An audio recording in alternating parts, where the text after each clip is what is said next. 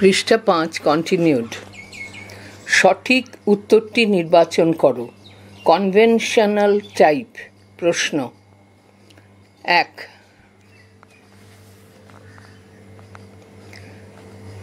বিশ্ববিদ্যালয়ের শিক্ষা কমিশন কবে গঠন করা হয়?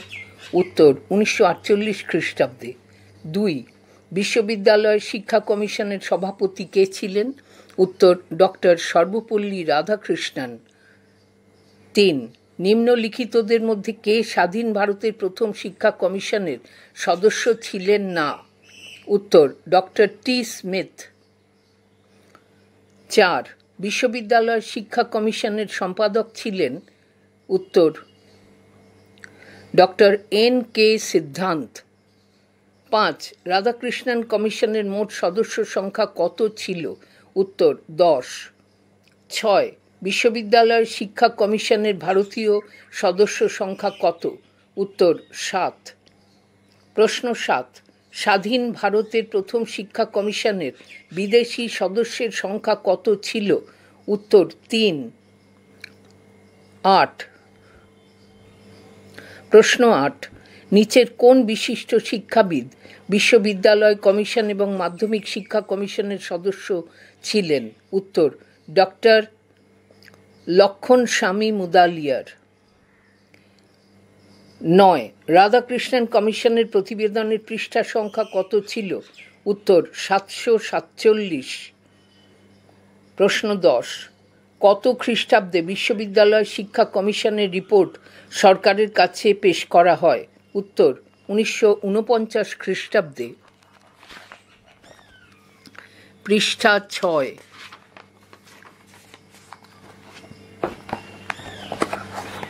প্রশ্ন 11। নিচের কোন শিক্ষাবিদ বিশ্ববিদ্যালয় শিক্ষা কমিশনের সদস্য ছিলেন? উত্তর doctor James M Duff. 12। Doctor T গার্ট নিচের কোন শিক্ষা কমিশনের সদস্য ছিলেন? উত্তর বিশ্ববিদ্যালয় শিক্ষা কমিশন। 13। ভারত সরকার কবে এক বিশেষ আদেশ বলে ডক্টর সর্বপল্লী রাধাকৃষ্ণনের সভাপতিত্বে কোট বিশ্ববিদ্যালয় শিক্ষা কমিশন আনকোট গঠনের কথা ঘোষণা করে? উত্তর 1948 খ্রিস্টাব্দের 5ই নভেম্বর। 14। গণতান্ত্রিক সমাজ আদর্শের মূল ভিত্তি কি? উত্তর সামাজিক ন্যায় বিচার, স্বাধীনতা, সম অধিকার ও সৌভ্রাতৃত্ব। 15। বিশ্ববিদ্যালয় শিক্ষা কমিশন কত খ্রিস্টাব্দে তাদের প্রতিবেদন সরকারের কাছে পেশ করে? 1949 খ্রিস্টাব্দে। 16। 1948 খ্রিস্টাব্দের কত তারিখে ভারত সরকার এক বিশেষ আদেশ বলে বিশ্ববিদ্যালয় শিক্ষা কমিশন গঠনের কথা ঘোষণা করেন? উত্তর 5ই নভেম্বর। 17। জাতীয় শিক্ষা আন্দোলনের বিশেষ পটভূমিতে সাম্প্রদায়িক কারণে স্বাধীনতার পূর্বে বেনারস হিন্দু বিশ্ববিদ্যালয়ের পাশাপাশি আর যে বিশ্ববিদ্যালয় স্থাপিত হয়েছিল? উত্তর আলিগড় মুসলিম। 18। কোন বিদেশি শিক্ষাবিদ বিশ্ববিদ্যালয় শিক্ষা কমিশনের সদস্য ছিলেন? উত্তর ডক্টর জে এম ডাফ। 19। ভারতের সামগ্রিক শিক্ষা ব্যবস্থার পর্যালোচনার জন্য সরকার যে কমিশন নিয়োগ করে তার সভাপতি ছিলেন? উত্তর ডক্টর কোঠারি। 20। স্বাধীন ভারতের প্রথম শিক্ষা কমিশন হল? উত্তর রাধাকৃষ্ণন কমিশন। 21। কোন শিক্ষা কমিশন ইউজিসি গঠনের প্রস্তাব দেয়? উত্তর রাধাকৃষ্ণন কমিশন। 22। স্বাধীন ভারতে গঠিত প্রথম শিক্ষা কমিশনের অপর নাম? উত্তর বিশ্ববিদ্যালয় শিক্ষা কমিশন। 23। রাধাকৃষ্ণন কমিশন বিশ্ববিদ্যালয়গুলিতে কাজের দিন হিসেবে কত দিন ধার্য করেছে? উত্তর 243 দিন। প্রশ্ন 24। স্বাধীন ভারতের প্রথম শিক্ষা কমিশন ছিল? উত্তর রাধাকৃষ্ণন কমিশন। 25।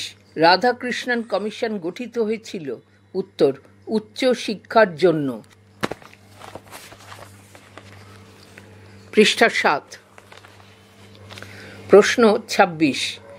বিশ্ববিদ্যালয় শিক্ষা কমিশন উচ্চশিক্ষার মান উন্নয়নের জন্য বিশ্ববিদ্যালয় ও কলেজগুলিতে পঠন পাঠনের কাজের দিন সংখ্যা বছরে কত করার পরামর্শ দিয়েছে? উত্তর, অন্তত 180 দিন। প্রশ্ন 27, রাধাকৃষ্ণন কমিশন চিকিৎসা শাস্ত্র শিক্ষার কলেজগুলিতে শিক্ষার্থীর সংখ্যা কতজনের মধ্যে সীমাবদ্ধ রাখার সুপারিশ করেছে? উত্তর, 100 জন।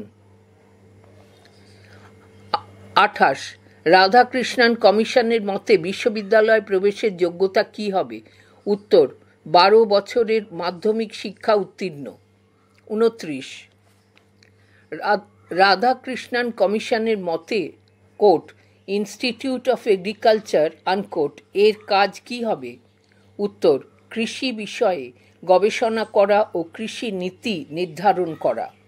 30, বিশ্ববিদ্যালয় শিক্ষা কমিশন মাধ্যমিক শিক্ষাস্তর থেকে বিশ্ববিদ্যালয় শিক্ষাস্তর পর্যন্ত ভাষা শিক্ষাদানের জন্য কী সুপারিশ করে?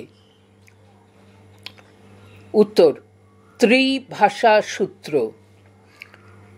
প্রশ্ন 31, বিশ্ববিদ্যালয় শিক্ষা কমিশন মাধ্যমিক শিক্ষাস্তর থেকে বিশ্ববিদ্যালয় শিক্ষাস্তর পর্যন্ত ভাষা শিক্ষাদানের জন্য যে সুপারিশ করেন তাতে প্রথম ভাষা হিসেবে কোনটি বিবেচিত হয়? উত্তর, মাতৃভাষা বা আঞ্চলিক ভাষা। প্রশ্ন 32, গ্রামীণ বিশ্ববিদ্যালয়ের ধারণাটি কোথায় প্রথম প্রকাশ পায়? উত্তর, রাধাকৃষ্ণন কমিশনে। 33, রাধাকৃষ্ণন কমিশনের রিপোর্টে গ্রামীণ শিক্ষা ব্যবস্থায় যে স্তর বা পর্যায় সম্পর্কে বলা হয়েছে তার সংখ্যা কত? উত্তর, 4। প্রশ্ন 34, বিশ্ববিদ্যালয় শিক্ষা কমিশনের রিপোর্টে গ্রামীণ শিক্ষা ব্যবস্থার কোট নিম্ন ও উচ্চ বুনিয়াদী আনকোট শিক্ষার জন্য কত সময়কালের সুপারিশ করা হয়েছে? উত্তর, 7 অথবা 8 বছর। 35, বিশ্ববিদ্যালয় শিক্ষা কমিশনের রিপোর্টে গ্রামীণ শিক্ষা ব্যবস্থার কোট উত্তর বুনিয়াদী বা মাধ্যমিক শিক্ষার আনকোট জন্য কত সময়কালের সুপারিশ করা হয়েছে? উত্তর, 3 অথবা 4 বছর। 36, রাধাকৃষ্ণন কমিশনের রিপোর্টে গ্রামীণ শিক্ষা ব্যবস্থার কোট মহাবিদ্যালয়ের স্নাতক শিক্ষার আনকোট জন্য কত সময়কালের সুপারিশ করা হয়েছে? উত্তর, 3 বছর। 37, রাধাকৃষ্ণন কমিশনের রিপোর্টে গ্রামীণ শিক্ষা ব্যবস্থার কোট বিশ্ববিদ্যালয় স্নাতকোত্তর শিক্ষার আনকোট জন্য কত সময়কালের সুপারিশ করা হয়েছে? উত্তর, 2 বছর। 38, রাধাকৃষ্ণন কমিশনের মতে প্রতিটি গ্রামীণ মহাবিদ্যালয়ে শিক্ষার্থী সংখ্যা কত হবে? উত্তর, 1500-র বেশি হবে না। 39, রাধাকৃষ্ণন কমিশনের মতে প্রতি গ্রামীণ বিশ্ববিদ্যালয়ে কলা ও বিজ্ঞান বিভাগ মিলিয়ে শিক্ষার্থীর সংখ্যা কত হবে? উত্তর, 300-র বেশি হবে না। পৃষ্ঠা 8।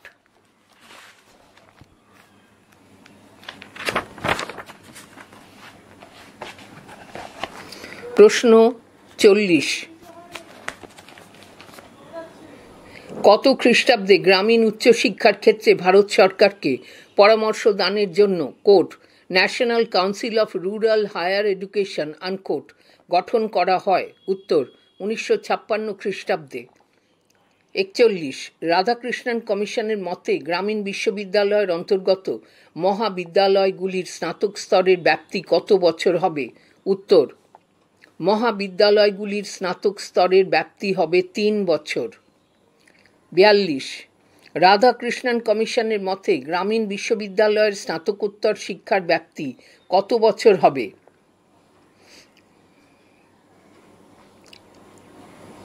উত্তর, স্নাতকোত্তর শিক্ষার ব্যাপ্তি হবে 2 বছর। 43, কোন কমিশন বিশ্ববিদ্যালয় শিক্ষকদের জন্য কোট প্রভিডেন্ট ফান্ড আনকোট ব্যবস্থা গড়ে তোলার সুপারিশ করেন? উত্তর, রাধাকৃষ্ণন কমিশন। 44, রাধাকৃষ্ণন কমিশন বিশ্ববিদ্যালয়ের অধ্যাপকদের জন্য কোন বেতন কাঠামো স্থির করেছিলেন? উত্তর, 900-50-1 1350 টাকা।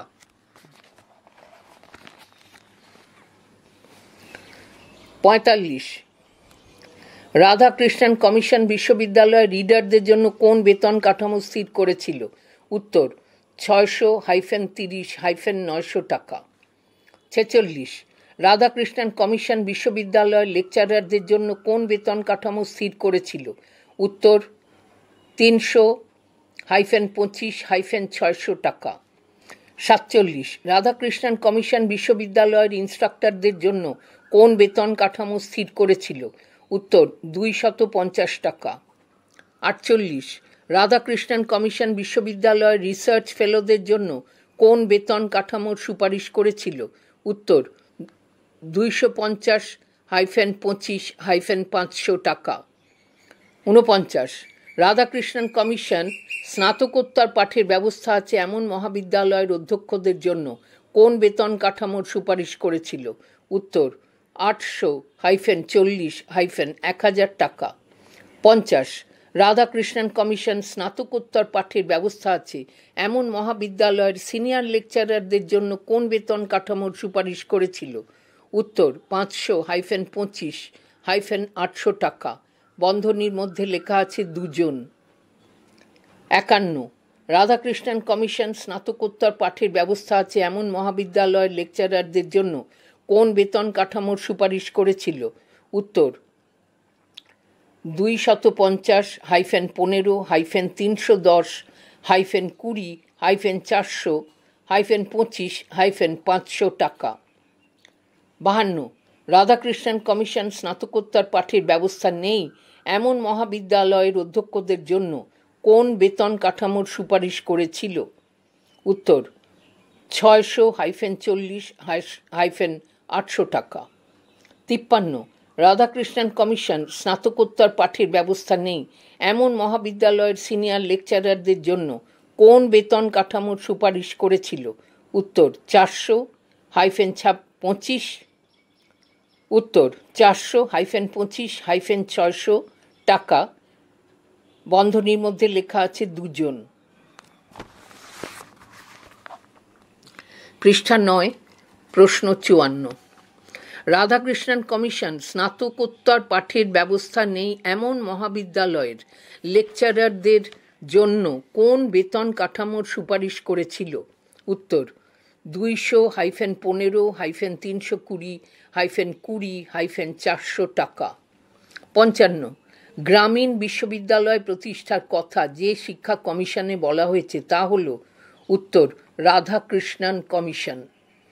56, রাধাকৃষ্ণন কমিশন নিচের কোনটি গঠন করার সুপারিশ করে? উত্তর অগ্রবর্তী বিদ্যালয় বন্ধনী শুরু, পেস সেটিং স্কুলস বন্ধনী শেষ। 57, national council of rural higher education NCRHE প্রতিষ্ঠিত হয়? উত্তর 1956 সালে। 58, গ্রামীণ উচ্চশিক্ষার জাতীয় পর্ষদ গঠিত হয়? উত্তর 1957 সালে। প্রশ্ন 59, গ্রামীণ কলেজের আদর্শ ছাত্র সংখ্যা হবে? উত্তর 300 জন। প্রশ্ন 60, কোট গ্রামীণ বিশ্ববিদ্যালয়ের সুপারিশ করে আবার পড়ছি। প্রশ্ন 60, কোট গ্রামীণ বিশ্ববিদ্যালয়ের সুপারিশ করে বিশ্ববিদ্যালয় শিক্ষা কমিশন আনকোট। এটি উত্তর সত্য।